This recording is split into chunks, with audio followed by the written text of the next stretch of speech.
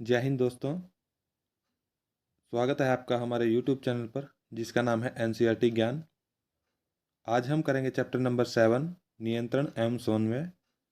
इससे पहले वीडियो में हमने चैप्टर 6 को कवर किया था और जो चैप्टर 6 है वो भी बहुत ज़्यादा इम्पोर्टेंट चैप्टर है। अगर आपने वो वीडियो नहीं देखा है तो उसे भी ज़रूर देख लीजिए। चलिए आज का चैप्टर शुरू करते हैं। तो पहला प्रश्न है, मानव में ज्ञानेंद्रियाँ कौन कौन सी हैं? इसका उत्तर है आँख, नाक, कान, जीभ और त्वचा।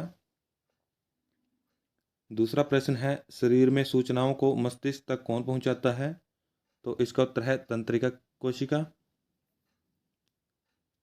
तीसरा प्रश्न है, रस संवेदी ग्राही यानी कि जीभ किसका पता लगाते हैं? तो इसका उत्तर है स्वाद का।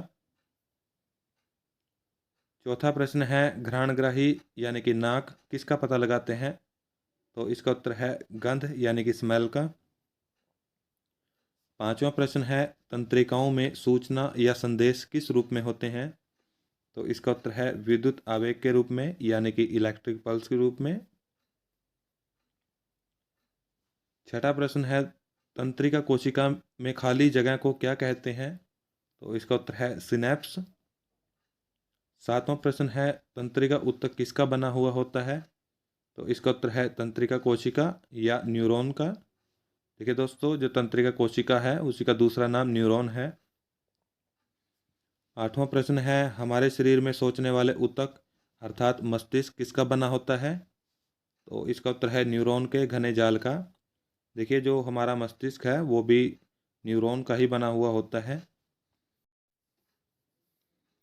तो नौवां प्रश्न है, मस्तिष्क में जाने से पहले तंत्रिका कोशिका द्वारा पेशी कोशिका से क्रिया करवाना क्या कहलाता है? तो इसका उत्तर है प्रतिवर्ती चाप यानी कि रिफ्लेक्स आर्क। 10वां प्रश्न है, प्रतिवर्ती चाप कहाँ बनते हैं? तो उत्तर है मेरुरज्जु में।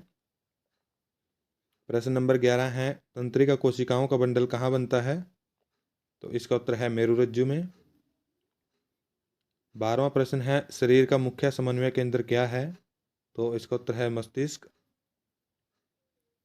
13वां प्रश्न है, मस्तिष्क तथा मेरुरज्जु मिलकर क्या बनाते हैं? तो इसका उत्तर है तंत्रिका तंत्र यानी कि नर्वस सिस्टम। 14वां प्रश्न है, मस्तिष्क से निकलने वाली तंत्रिकाओं का क्या नाम है? तो इसका उत्तर है कपाल तंत्रिका। प्रश्न नंबर 15 है, मेरुरज्जु से निकलने वाली तंत्रिकाओं को क्या कहते हैं? तो इसका उत्तर है मेरु तंत्रिका। 16वां प्रश्न है, मस्तिष्क के मुख्य तीन भाग कौन से हैं? तो इसका उत्तर है अग्र मस्तिष्क यानी कि फोर ब्रेन, और दूसरा है मध्य मस्तिष्क यानी कि मिड ब्रेन, और तीसरा है पश्चिम मस्तिष्क यानी कि हिंड ब्रेन। 17वां प्रश्न है, मस्तिष्क का मुख्य सोचने वाला भाग कौन सा है? तो इसका उत्तर है अग्र मस्तिष्क। प्रश्न नंबर 18 है, ऐच्छिक पेशियों को कार्य करने का आदेश कौन सा भाग देता है? तो इसका उत्तर है अग्र मस्तिष्क। 19वां प्रश्न है, खाना खाते समय पेट पूरा भरने से यानी कि भूख से संबंधित केंद्र कहाँ होता है? तो इसका उत्तर भी है अग्र मस्तिष्क। 20वां प्रश्न है, अनैच्छिक क्रियाएं जैसे कि रक्तदाब, लार आना तथा वमन किसके द्वारा नियंत्रित होती हैं? तो दोस्तों, इसका उत्तर है पश्चिम मस्तिष्क में स्थित मेडुला द्वारा। मेडुला होता है दोस्तों जो हमारे पश्चिम मस्तिष्क में स्थित होता है, उसके द्वारा ये तीनों चीज़ें नियंत्रित की जाती हैं, जैसे रक्तदाब, लार आना तथा वमन। 21वां प्रश्न है, सीधी रेखा में चलना, साइकिल चलाना तथा एक पेंसिल उठाना जैसे कार्य किसके द्वारा नियंत्रित किए जाते हैं? तो इसका एक मतलब ये भी निकलता है कि जो अगर मस्तिष्क द्वारा ऐच्छिक क्रियाएं होती हैं, उन क्रियाओं की परिशुद्धि यानी कि उनको अच्छे तरीके से करना और उनको बैलेंस तरीके से करना, वो कार्य किसके द्वारा नियंत्रित किए जाते हैं? तो इसका उत्तर है पश्चिम मस्तिष्क में स्थित भाग अनुमस्तिष्क द्वारा। यानी कि जो ये भाग है अनुमस्तिष्क, ये पश्चिम मस्तिष्क में स्थित है और इस अनुमस्तिष्क द्वारा बैलेंसिंग का कार्य किया जाता है। प्रश्न नंबर 22 है, मस्तिष्क किसके बॉक्स के अंदर होता है? तो उत्तर है हड्डियों के बॉक्स में। 23वां प्रश्न है, बॉक्स के अंदर तरल भरा होता है जो मस्तिष्क को क्या उपलब्ध कराता है? तो इसका उत्तर है प्रघात अवशोषक। यानी कि जो हमारा मस्तिष्क होता है दोस्तों वो खोपड़ी के अंदर होता है, और खोपड़ी के अंदर एक तरल भरा हुआ होता है।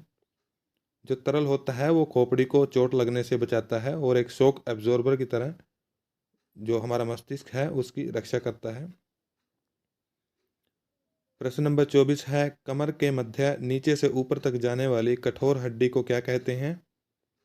तो इसका उत्तर है रीढ़ की हड्डी, या इसे बोलते हैं कशेरुक दंड। 25वां प्रश्न है, मेरुरज्जु की रक्षा कौन करता है? तो इसका उत्तर है रीढ़ की हड्डी। 26वां प्रश्न है, पेशी कोशिकाएं अपनी आकृति बदलकर गति करती हैं, उनकी आकृति बदलने के लिए क्या उत्तरदायी है? तो इसका उत्तर है विशेष प्रकार का प्रोटीन। 27वां प्रश्न है, तंत्रिका तंत्र और पेशियां किसमें नहीं होती? तो इसका उत्तर है पादपों में। 28वां प्रश्न है, पादप में कौन सी दो प्रकार की गतियां पाई जाती हैं? तो इसका उत्तर है नंबर 1 वृद्धि पर आश्रित, दूसरा है वृद्धि से मुक्त। वृद्धि पर आश्रित का मतलब है जैसे कि जो पौधा है वो ग्रो होता है, बढ़ता है, तो वो हुआ वृद्धि पर आश्रित। लेकिन दूसरा होता है वृद्धि से मुक्त, जैसे कि छुई मुई का पौधा है, अगर उसको छुएंगे तो उसकी पत्तियां जो हैं वो सिकुड़ जाती हैं और वो वृद्धि से मुक्त गति को दिखाती हैं। 29वां प्रश्न है, स्पर्श होने की सूचना को पादप एक कोशिका से दूसरी कोशिका में कैसे संचरित करते हैं? तो इसका उत्तर है विद्युत रसायन से। 30वां प्रश्न है, पादप कोशिकाएं अपनी आकृति कैसे बदलती हैं? इसका उत्तर है जल की मात्रा में परिवर्तन करके। प्रश्न नंबर 31 है, प्ररोह का प्रकाश की तरफ गति और अनुक्रिया करना क्या कहलाता है? तो इसको बोलते हैं प्रकाश अनुवर्तन। 32वां प्रश्न है, पादप की जड़ों का गुरुत्व या पृथ्वी की ओर वृद्धि करना क्या कहलाता है? तो इसको बोलते हैं गुरुत्वानुवर्तन। 33वां प्रश्न है, पराग नलिका का बीजांड की ओर गति करना क्या कहलाता है? इसको कहते हैं रसायन अनुवर्तन। 34वां प्रश्न है, सूचनाओं के संचरण का उत्तम साधन कौन सा है? दोस्तों इसका उत्तर है विद्युत आवेग। 35वां प्रश्न है, विद्युत आवेग केवल उन्हीं कोशिकाओं तक पहुंचता है जो खाली स्थान से जुड़ी होती हैं। तो इसका उत्तर है तंत्रिका ऊतक से। 36वां प्रश्न है, प्ररोह के अग्रभाग यानी टिप में कौन सा हार्मोन पाया जाता है जो लंबाई बढ़ाने में सहायक होता है? तो इसका उत्तर है ऑक्सिन हार्मोन। 37वां प्रश्न है, तने की वृद्धि में सहायक हार्मोन कौन सा है? तो इसका उत्तर है जिब्बेरेलिन। प्रश्न नंबर 38 है, तीव्र कोशिका विभाजन क्षेत्र जैसे कि फल और बीज में पाया जाने वाला हार्मोन कौन सा है? इसका उत्तर है साइटोकाइनिन। 39वां प्रश्न है, पादप में वृद्धि को रोकने वाले हार्मोन का क्या नाम है?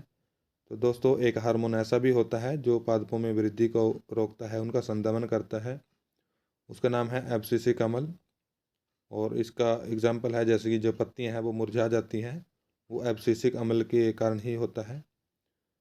40वां प्रश्न है, मनुष्य में अधिवृक्क ग्रंथि से कौन सा हार्मोन स्रावित होता है? तो इसका उत्तर है एड्रिनलिन हार्मोन।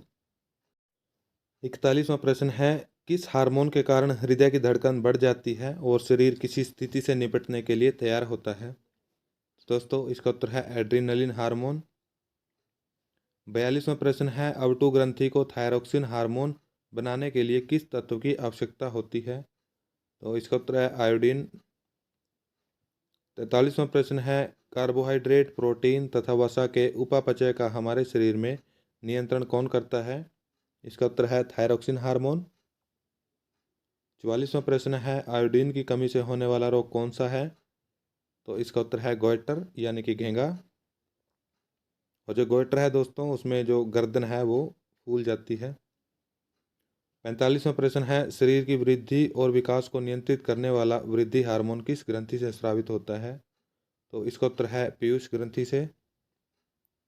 46वां प्रश्न है, वृद्धि हार्मोन की कमी के कारण क्या होता है? तो इसका उत्तर है बौनापन, यानी कि जिन व्यक्तियों में जो वृद्धि हार्मोन है वो बचपन में कम हो जाता है, यानी कि कमी हो जाती है उस हार्मोन की, तो वो व्यक्ति बौने रह जाते हैं। 47वां प्रश्न है, यौवन आरंभ में नर में कौन सा हार्मोन स्रावित होना शुरू कर देता है? तो दोस्तों इसका उत्तर है टेस्टोस्टेरोन। 48वां प्रश्न है, यौवन आरंभ में मादा में कौन सा हार्मोन स्रावित होने लगता है? इसका उत्तर है एस्ट्रोजन। 49वां प्रश्न है, मधुमेह रोग किस हार्मोन की कमी से होता है? तो इसका उत्तर है इंसुलिन हार्मोन की कमी से। 50वां प्रश्न है, इंसुलिन हार्मोन का उत्पादन किस अंग या ग्रंथि में होता है? तो इसका उत्तर है अग्नाशय में। 51वां प्रश्न है, थायराइड ग्रंथि किस हार्मोन का स्रावण करती है? तो इसका उत्तर है थायरोक्सिन हार्मोन का। 52वां प्रश्न है, टेस्टोस्टेरोन हार्मोन किस ग्रंथि से स्रावित होता है? तो इसका उत्तर है वृषण। 53वां प्रश्न है, अंडाशय में स्रावित होने वाला हार्मोन कौन सा है? तो इसका उत्तर है एस्ट्रोजन। तो दोस्तों, इसी प्रश्न के साथ हमने जो 7वां चैप्टर था उसको पूरा कवर कर लिया है। अगर आपको ये वीडियो अच्छी लगी हो तो इसे लाइक कीजिए और चैनल को सब्सक्राइब ज़रूर कर लें ताकि आपको हमारी आने वाली वीडियो की नोटिफिकेशन मिलती रहे। धन्यवाद दोस्तों।